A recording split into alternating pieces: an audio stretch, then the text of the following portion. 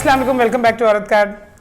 आज मैं जो हम चीज़ डिस्कस करने जा रहे हैं उससे पहले आपको एक छोटा सा पर्सनल वाक़या सुनाना चाहते हैं। अच्छा, ये था कि जब मेरी उम्र थी आई थिंक 10-11 इस तरह की मेरी उम्र थी, तो हम एक इलेक्शन पे गए हुए थे। हमारी फैमिली में एक इलेक्शन था, लड़ रहे थे इलेक्शन, तो हम उनकी कैंपेन में हिस्सा लेते थे। हम बच्चे सारे खेलते रहते थे। तो एक बच्चे ने वहाँ मुझे एक ऐसी चीज़ बताई जिसको अब हम या बड़े होकर समझा कि वो एक डर्टी जोक था, यानी एक गंदा लतीफ़ा जिसे हम कहते हैं, वो उसने मुझे सुनाया। वो जोक था बेनज़ीर भुट्टो साहिबा के बारे में। और उस बच्चे ने कहाँ सुना था मुझे समझ नहीं आई। मैंने उससे कहा इसका क्या मतलब है? उसने कहा मुझे भी समझ नहीं आई, लेकिन मैंने अभी एक जलसे में सुना है। तो उसने वो जलसे में सुना था। जब मैं बड़ी हो गई तो मैंने उस जोक को समझा कि वो जोक क्या था, और वो उसने जलसे में सुना था, और वो बेनज़ीर भुट्टो साहिबा के बारे में था। तो ये किस्सा सुनाया इसे, वो जोक तो मैं नहीं आपको सुना सकती, लेकिन बहरहाल वो इंतहाई घटिया 3rd क्लास जोक था, और वो एक जलसे में उस बच्चे ने सुना था। तो इस किस्से को सुनाने का मकसद जो था वो ये था कि इसको मैं लिंक करना चाहती हूँ कि जो अभी रिसेंटली एक वाक़या हुआ है वो ये था कि NA 133 की कैंपेन में तलाल चौधरी साहब की एक वीडियो सामने आई, जिसमें उन्होंने बिलावल भुट्टो ज़रदारी साहब के बारे में बहुत ही 3rd क्लास ज़बान इस्तेमाल की, बहुत ज़्यादा, और उनके बारे में बहुत ही गंदी बात की। अच्छा, उसके बाद उन्होंने माफ़ी मांग ली। मेरा ख्याल है ARY पे काशिफ अब्बासी साहब के शो पे उन्होंने माफ़ी मांग ली, और उन्होंने कहा कि वो ये नहीं करना चाहते थे। पीपल्स पार्टी वाले भी ऐसी कुछ बातें कर रहे थे, उनकी वीडियो नहीं बनी हुई, मेरी वीडियो बन गई, लेकिन बहरहाल मैं माफ़ी मांगता हूँ। अच्छा, सवाल ये है कि ये जो होता है ये पहली दफ़ा तो नहीं हुआ? बिल्कुल भी नहीं नताशा, मुझे तो खैर ये जो बात है, चले उन्होंने माफ़ी मांग ली, अच्छी बात है, लेकिन बात ये है कि इस माफ़ी का कोई फ़ायदा है कि क्या अगली दफ़ा वो रिपीट नहीं करेंगे? हाँ, एग्जैक्टली। बात तो ये ना, माफ़ी तो तब मैटर करती है, चले वो अगली दफ़ा शायद बिलावल भुट्टो साहब के बारे में ना कहें, लेकिन वो किसी PTI के अपोनेंट के बारे में कह देंगे, किसी और के बारे में इस तरह की ज़ुबान के बारे में भी तो वो कह चुके हैं। ये जो ज़ुबान जिस तरह इस्तेमाल होती है, मतलब पीपल्स पार्टी के अंदर हम बड़ी प्रोग्रेसिव पार्टी है, और हमें लगता है कि वो इस तरह की जो चीज़ें हैं शायद उस चीज़ को इंडोर्स नहीं करते या पसंद नहीं करते, लेकिन हमने देखा है कि अब्दुल कादिर पटेल साहब जो है वो असेंबली के फ्लोर के ऊपर खड़े होकर मुराद सईद साहब के बारे में किस किस्म की बेहुदा ज़ुबान का इस्तेमाल करते हैं, वो भी हम रिपीट नहीं कर सकते। और इन सारी चीज़ों का होता क्या है मकसद, ये चले आकर बात कर लें, ये रुकते नहीं हैं, क्योंकि इनको कहीं ना कहीं से इनकी पार्टी लीडरशिप की तरफ से थम्स अप मिल रहा होता है, कहीं ना कहीं से। सारी पार्टीज़ में इस तरह के लोग हैं, वो PTI हो, वो नून लीग हो, नून लीग में तो बहुत ज़्यादा है और PTI के अंदर भी बहुत ज़्यादा है। पीपल्स पार्टी में हाँ ऐसा इतनी ज़्यादा कोई एग्जांपल्स नहीं मिलती, लेकिन है तो सही। तो ये जो एंडोर्समेंट है ये बहुत गलत बात है मेरे ख्याल में। ये ऑलरेडी एक इतनी पोलराइज्ड हमारी सोसाइटी है, उसके अंदर इस किस्म के पर्सनल अटैक्स, इस किस्म की गंदी ज़ुबान वो बंद कर दें, क्योंकि वो हमारी सियासत पर अच्छी तरह रिफ्लेक्ट नहीं होती। और हमारी सियासत से बाहर निकल कर, और देखिए, और ये नहीं वो लगता है ऐसे कि पूरी की पूरी ये रीमा, हम भी जो डिस्कशन अभी आप तो खैर इसके ऊपर डिटेल में ज़्यादा बात करेंगे, हमें ऐसे लगता है कि शायद पूरी की पूरी पॉलिटिकल क्लास ही ऐसी है और वो ऐसी ज़ुबान इस्तेमाल करती है, हालांकि ऐसा नहीं है।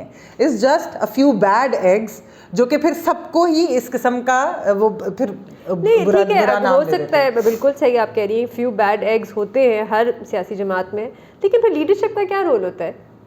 अगर नवाज शरीफ साहब, शहबाज शरीफ साहब, मरियम नवाज इसका नोटिस लेती, इसके बारे में बात करती, तो आपके ख्याल से तलाल चौधरी साहब दोबारा इस किस्म की बात कर सकते हैं? बिल्कुल भी नहीं करते।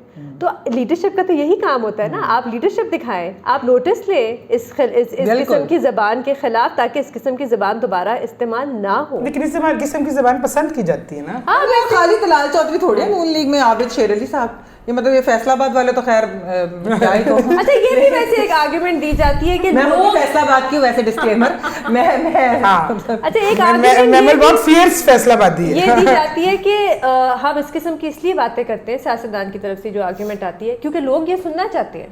तो आपके ख्याल से लोग ये सुनना चाहते हैं? अच्छा, मतलब लोग तो फिर बहुत सी चीज़ें, गंदे लतीफ़े भी सुनना चाहते हैं, आप खड़े होकर वहाँ सुनाना शुरू करते हैं। जो मैंने शुरू में आपको किस्सा सुनाया था, मैंने इसीलिए सुनाया था कि अगर किसी का वहाँ दिल था और आपने सुना दिया, एक छोटा सा बच्चा जो मेरी उम्र 9-10 साल के बच्चे के दिमाग में वो जोक बैठ गया, उससे उसकी एक थिंकिंग के ऊपर इफेक्ट हुआ। उसने एक सोचा कि एक खातून पे इस तरह का जोक सुनाना बिल्कुल ठीक बात है, एक खातून के बारे में इस तरह बात करना, ये बात क्या उस स्टेज पे खत्म हो जाती है? ये उस स्टेज से निकल के उन लोगों में नहीं जाती? नहीं, तो नताशा हमने देखा है फ्लोर ऑफ द हाउस, हाँ, वो जब वो बिलावल साहिबा कहा जाता है, इस किस्म के फजूल मतलब सेक्सिस्ट मिसोजिनिस्ट किस्म के अटैक्स किए जाते हैं, वायलेंट लैंग्वेज भी इस्तेमाल की जाती है। ये हमारी लीडरशिप क्या सारी पार्टीज के अंदर ये हमारे नहीं यार वज़ीर-ए-आज़म ने कहा है। नहीं मतलब हाँ बिल्कुल, और आप बिल्कुल और आपको साहब ने भी इस तरह की हमारे बात चीफ की थी ना। मिनिस्टर पंजाब जब शहबाज शरीफ साहब ने किस किस्म की जुबान इस्तेमाल की थी, उन्होंने जरदारी साहब के बारे में कहा था कि वो उनको मैं घसीटूंगा टंगाऊंगा। आपको ये नजर नहीं आता इन लोगों को?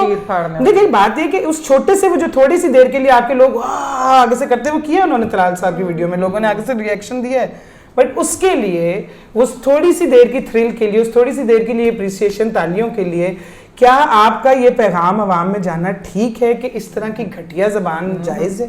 नहीं, बिल्कुल नहीं। और जिस तरह की शिद्दत पसंदी, जिस तरह का वायलेंस, जिस तरह का तशद्दुद हम लोगों के रवैयों में देख रहे हैं, उसका एक डायरेक्ट लिंक है इस तरह की ज़बान के साथ। अगर फैसल वाडा पार्लियामेंट में कहते हैं कि 500 लोगों को जीपों के साथ घसीट के फिर चौकों पे लटकाया जाए, और लोगों को घसीटते हैं सड़कों पे, लटकाने की कोशिश करते हैं, जला देते हैं, क्या जला देते हैं, तो आपको क्या लगता है कि इसका कोई लिंक नहीं है?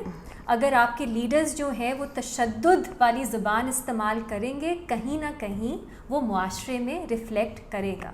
तो इसको संजीदगी से लें। जब इस तरह की बात मेरे लिए ये बहुत पर्सनल है, मेरा ख्याल है लैंग्वेज जो ज़बान है उसका बहुत रोल होता है आप किस तरह का मुआशरा उसको शेप करने में। तो मैं जब ये बात करती थी, एक मिसाल देती हूँ, टीवी पे हमारे मीडिया के बहुत से लोग हैं वो इस तरह की ज़बान इस्तेमाल करते हैं।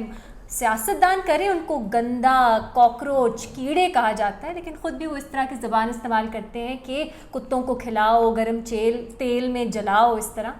लेकिन वो कहते थे नहीं, आप सेंसिटिव हो रहे हैं, इसका कोई लिंक नहीं है, मुआशरा तो है ही वायलेंट, आप सेंसिटिव ना हो, जज्बाती ना हो, आप लोग जो हैं वो हर चीज़ को संजीदगी से ले लेते हैं ना। लेकिन रिसर्च पूरी दुनिया में इस पे स्टडीज़ हो चुकी हैं जो दिखाती हैं कि इसका डायरेक्ट लिंक है वायलेंस से।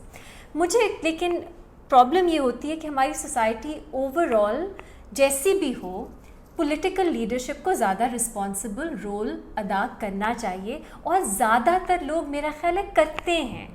टीवी पे हमारे पास मुसद्दिक मलिक साहब भी हैं, हमारे पास मुस्तफ़ा खोखर साहब भी हैं, हमारे पास ज़्यादातर, मैं तो अक्सरियत कहूँगी, पॉलिटिशियंस की ऐसी है जो इस तरह की ज़बान नहीं इस्तेमाल करती।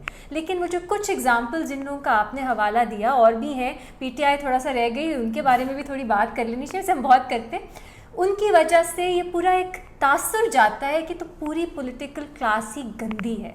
तो हमारे ओवरऑल जो पॉलिटिक्स को, पॉलिटिशियंस को गंदा समझा जाता है, ये उस पर भी बहुत इसका डायरेक्ट बिल्कुल लिंक है।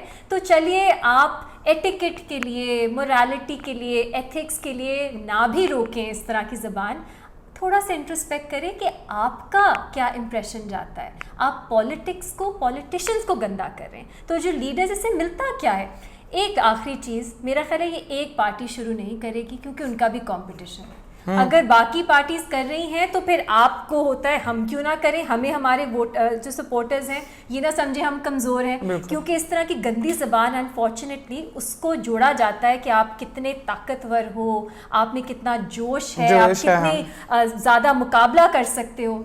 तो ये भी नहीं होना चाहिए। एक कंसेंसस पॉलिटिकल क्लास को डेवलप करना चाहिए कि वो इस तरह की ज़बान बंद करें। बिल्कुल जैसे रीमा ये चार्टर ऑफ इकोनॉमी की बात कही जाती है कि ये प्लीज एक चार्टर ऑफ लैंग्वेज आप सारे पॉलिटिकल पार्टीज बनाएं और तय करें कि हमने किसी के बारे में ये ज़ुबान इस्तेमाल नहीं होने देनी, और अगर हमारा कोई मेंबर, हमारा कोई लीडर ये करता है तो लीडरशिप, पार्टी लीडरशिप उसे कोई ना कोई एक्शन लेके सस्पेंड करें, मेंबरशिप, कुछ जो भी करना है करें, क्योंकि ये जब तक आप ट्रेंड डालते रहेंगे फिर पब्लिक में भी वायलेंस भी और ये लैंग्वेज भी बढ़ती है। आप देखिए नॉर्मल आर्ग्यूमेंट हो रहा होता है ना, तो तेरी मेरी ये इन चीज़ों में पड़ जाते हैं लोग, तो ये नहीं होना चाहिए। ये क्योंकि जैसे रीमा भी बात करी थी, एक तासुर वैसे भी हमारे मुल्क में कि सियासत तो होती गंदी है, पॉलिटिक्स इज डर्टी, तो ये बड़ा डीमोटिवेटिंग है उन लोगों के लिए, यंग लोगों के लिए जो सियासत में आना चाहते हैं, डेमोक्रेसी में बिलीव कहा जाता है कि आप मत जाएं तो बेचारे नहीं प्रेसिडेंशियल सिस्टम लाना चाहते हैं।